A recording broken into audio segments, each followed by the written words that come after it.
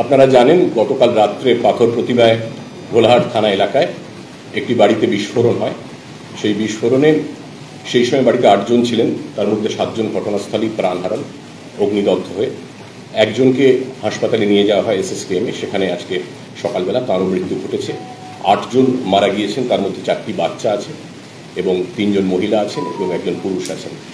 বাড়িটি চন্দ্রনাথ বণিক এবং তুষার বণিক, এই দুজনের বাড়ি সেটা ছিল। এটা বণিক বাড়ি বলে পরিচিত। আমাদের প্রাথমিক যেটুকু ঘটনাস্থল পরীক্ষা করে আমাদের মনে হয়েছে বাড়িতে মজুদ বাজি থেকে বিস্ফোরণ হয়েছে এবং কিভাবে এটি গ্যাস সিলিন্ডারও বার্স্ট করেছে।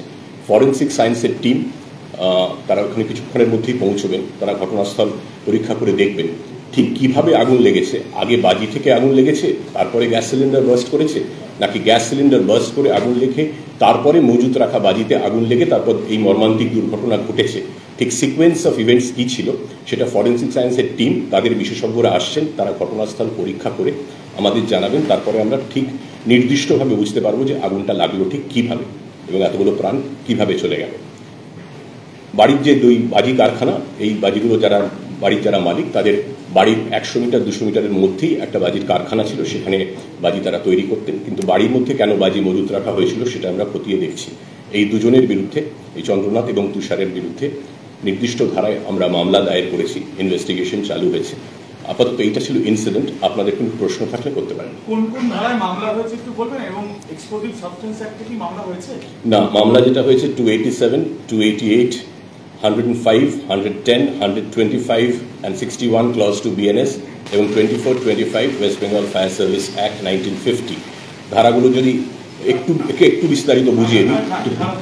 287 and 280 বেসিক্যালি যে rash and negligent act in relation to fire or combustible material which might endanger life and safety of people, এটা হচ্ছে 287, 288 এবং 105 হচ্ছে culpable homicide not amounting to murder, 110 হচ্ছে কালপেবল হোমিসাইড যে not amounting murder তার attempt, সেটা চেষ্টা করা, এবং 125 BNS হচ্ছে act endangering the life and safety, personal safety of others. আর 24-25 ফায়ার সার্ভিস কন্ট্রোল অ্যাক্ট আপনারা জানেন, রেগুলেশনস কিছু থাকে বা বাজি এবং ফায়ার ক্র্যাকার্স এইসব মেটেরিয়ালের। এক্সপ্লোসিভ ধারায় কোনো কেস হয়নি।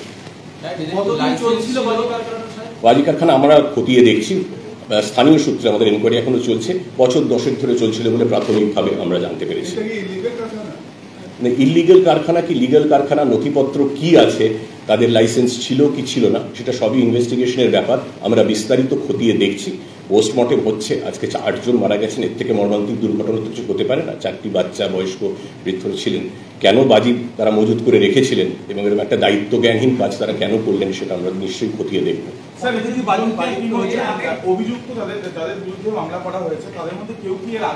2022 সালে এই চন্দ্রনাথ বলে তাকে গ্রেফতার করা হয়েছিল। 68.5 কেজি ফায়ার ক্র্যাকার্স তার থেকে বাজেয়াপ্ত করা হয়েছিল। এর আগে তার নিয়ে একটা কেস, একটা রেকর্ড আমরা পেয়েছি। আর কোনো রেকর্ড এদের বিরুদ্ধে আছে কিনা সেটা আমরা খতিয়ে দেখছি। যে মুহূর্তে পাবো অন্য কিছু রেকর্ড আপনাদের নিশ্চয়ই জানিয়ে দেবো। একজন করে প্লিজ। জামিন পাওয়ার পরে পরবর্তীকালে সে কি কোনো লাইসেন্স নিয়ে আবার কারবাইটা চালাচ্ছিল? আমি এটা আপনাকে একটু আগেই বললাম। আমরা তার লাইসেন্স কি লাইসেন্স ছিল, তার বাজি তৈরির লাইসেন্স ছিল কিনা, বাজি মজুত করার লাইসেন্স ছিল কিনা, কি লাইসেন্স ছিল, সেই লাইসেন্সের কি ক্ষমতা, সেটা কতটা বৈধ কতটা অবৈধ, এগুলো সবই তদন্তের বিষয়। আমরা খতিয়ে দেখে যে মুহূর্তে পাবো আমরা জানিয়ে দেবো। We are on to it. Sir, এইটার সাথে রিলেটেড একটা জিনিস জিজ্ঞেস করি। যেটা জানা যাচ্ছে পঞ্চায়েত থেকে ইস্যু করা ট্রেড লাইসেন্স ছিল, এখন অফিসিয়াল বাজির জন্য যে লাইসেন্স দরকার হয় সেটা ছিল না, বা পুলিশের তরফ থেকে অবজেকশন ছিল, তাই জন্য তিনি লাইসেন্স পাননি, এমনটা জানা যাচ্ছে। এইটা আপনার থেকে আমি শুনলাম পঞ্চায়েতের ব্যাপারটা। এটা আমরা খতিয়ে দেখে আমি যেটা বললাম, will find out the truth. Actually licence, নথিপত্র, কিসের লাইসেন্স ছিল, কিসের ছিল না, এবং কোনো বেআইনি কাজকর্ম হচ্ছিল কিনা, এটা সবটাই তদন্তের আওতায় আসবে। সেটা আমরা নিশ্চয়ই খতিয়ে দেখব।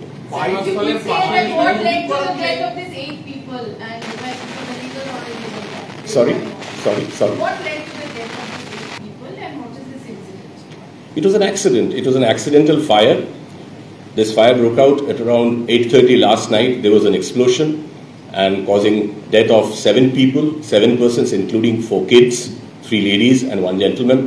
Another lady was injured. She was taken to SSKM for treatment where she succumbed to her injuries. And we found during preliminary investigation that firecrackers were stored in that particular place, and whether it was a licensed this thing, and there was a go down, there was a storage factory, there was a manufacturing factory barely 100 meters in the vicinity of the house where the explosion took place. But we are trying to unearth every details. Investigation is started. We have started a specific case against 2 individuals who owned that firecracker factory, Chandranath and Tushar, and investigation is on. Sir বলছি একটা জিনিস দেখা যাচ্ছে এটা কি পুলিশে মানে প্রশাসনের কাছে কোনো খবর ছিল এই যে বাজিটা ছিল মজুত করে রেখে দিল না সেইটা আমরা দেখছি, কিন্তু যেটা নজরদারির প্রশ্ন অনেকে তুলছেন, নজরদারির কথা বলছেন। এবার অসংখ্য মানুষ একটা জিনিস বুঝতে হবে যে দুর্ঘটনাই এটা অত্যন্ত মর্মান্তিক দুর্ঘটনা ঘটেছে, এবং সেই দুর্ঘটনার মাসুল তারাই দিচ্ছেন যারা আজকে ফেরার আছে, তাদের নিজেদের বাড়ির বাচ্চা, বাবা মা, স্ত্রী তারা মারা গেছেন।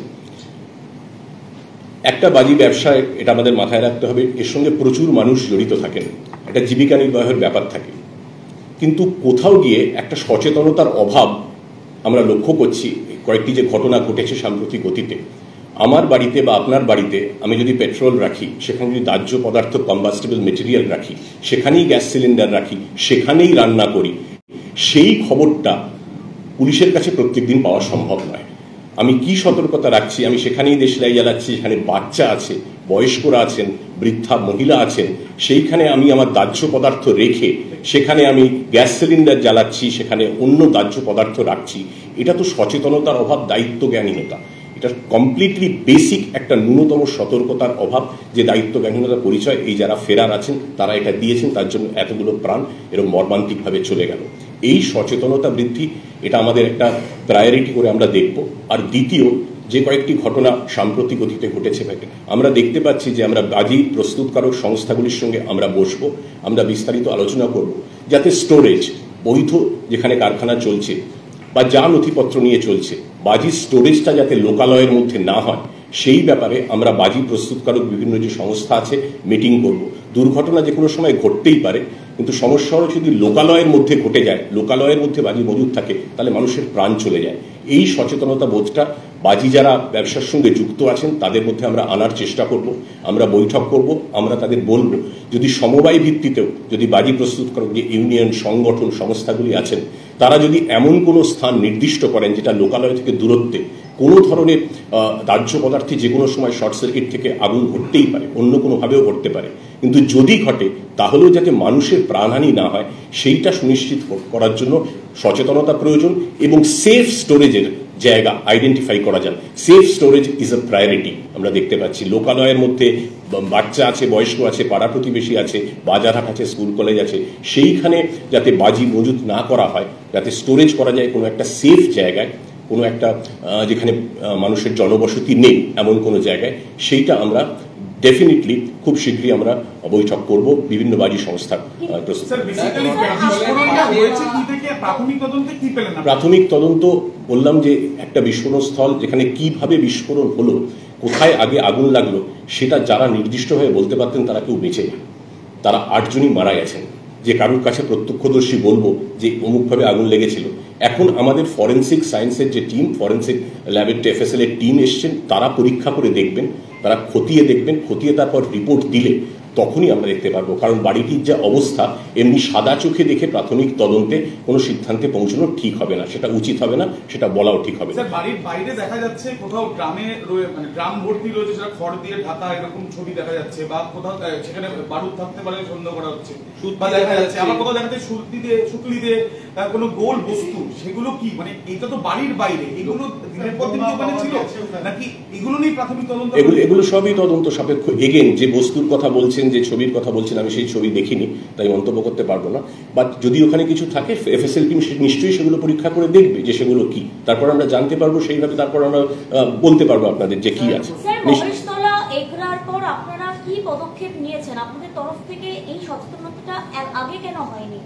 না, সচেতনতার কথা সবসময়ই বলা হয় না। বৈঠক আপনি হয়তো জানেন না, এর আগে যখন ঘটনাটা ঘটেছিল আমডাঙ্গা বা টিটাগড়ে বা ডায়মন্ড হারবারে, প্রত্যেকটি ঘটনার পরই সচেতনতা বৈঠক করা হয়েছে, কিন্তু সচেতনতা বৈঠক করলে ভেতর থেকেও তো একটা বোধ আসতে হবে। আমি নিজে সামান্যতম সতর্কতা রাখবো না, আমি দাহ্য পদার্থ, তার সঙ্গে শিশু 6 মাসের 8 মাসের শিশু নিয়ে সেখানেই গ্যাস সিলিন্ডার দিয়ে রান্না করব, এই সচেতনতা তো রোজ প্রত্যেকটা বাড়ি বাড়ি গিয়ে ঢুকে পুলিশের পক্ষে করা বোধহয় একটু মুশকিল। তো তবু আমরা চেষ্টা করি সামগ্রিকভাবে সবাইকে বলতে যে সতর্ক থাকুন। নিজের বাড়িতে উনি মজুত করে রেখেছিলেন, তার জন্য এতগুলো প্রাণ চলে গেল। দূরে কারখানায় যদি বিস্ফোরণটা হতো তাহলে হয়তো প্রাণহানি এইভাবে ঘটতো না। তাই জন্য সেফ স্টোরেজের ব্যাপারে গুরুত্ব দেবো আমরা, এবং সচেতনতা জোর করে তো আইন দিয়ে হয় না, সচেতনতার ভেতর থেকে আসতে হয়। সেটার জন্য আমরা আবেদনই করতে পারি। একটা প্রশ্ন আছে, এফএসএল রিপোর্ট দেওয়ার আগে প্রাথমিক লোকাল পিএস বাড়িতে কোনো কি ধরনের ফায়ার ক্র্যাকার্স বা যেখানে মজুত করা আছে কারখানা সেখান থেকে কিছু পেয়েছি না, এখনো পর্যন্ত যেটা মজুত আছে বা ছিল, যা ধ্বংসাবশেষ আছে, আমরা সাধারণত এই ধরনের যখন কোনো বিস্ফোরণ স্থল আমরা ওখানটা পিওটা খুব ট্যাম্পার করি না। আমরা এফএসএল এর আসার জন্য ওয়েট করি যাতে বিশেষজ্ঞরা এসে দেখতে পারেন। এখনো পর্যন্ত কি ধরনের ফায়ার ক্র্যাকার্স সেটা স্পষ্ট? ফায়ার ক্র্যাকার্স তো ছিলই, এবং কি ধরনের না কি সেটাও তো ফরেন্সিক সায়েন্সের যে টিম আসছে তারা তো দেখে তারা বলতে পারবেন যে কি নেচারের আছে। অনেকগুলো ফ্যাক্টরস থাকে, অনেক ক্রাইটেরিয়া থাকে। স্যার, গ্রামবাসীরা অনেকে অভিযোগ করছেন, এটা প্রশ্নটা একটা করছি আপনাকে, গ্রামবাসীরা অনেকে অভিযোগ করছেন যে কিছু পুলিশ সেখানে এসে প্রতি মাসে টাকা নিয়ে যেত, এই ধরনের অভিযোগ। আপনারা কি এরকম কিছু আইডেন্টিফাই করছেন বা কোনো ব্যবস্থা নিচ্ছেন, বা এই যে অভিযোগটা খতিয়ে দেখছেন? অভিযোগ যে কেউ করতে পারেন, অভিযোগ জানাতে কোনো অসুবিধা নেই, যে কেউ যা কিছু বলতেই পারেন। কিন্তু অভিযোগ যদি আমাদের কাছে লিখিতভাবে, মৌখিকভাবে অন্য কোনো তরফে কোনো অভিযোগ আসে কারোর বিরুদ্ধে, নিশ্চয়ই সেটার সত্যতা নিশ্চয়ই যাচাই করে দেখা হবে। কিন্তু অভিযোগ তো কেউ করতেই পারে, অভিযোগ করলেই তো সেটা প্রমাণিত হয়ে গেল না বা অপ্রমাণিতও হয়ে গেল না। অভিযোগটাই subject to enquiry and verification. Thank you.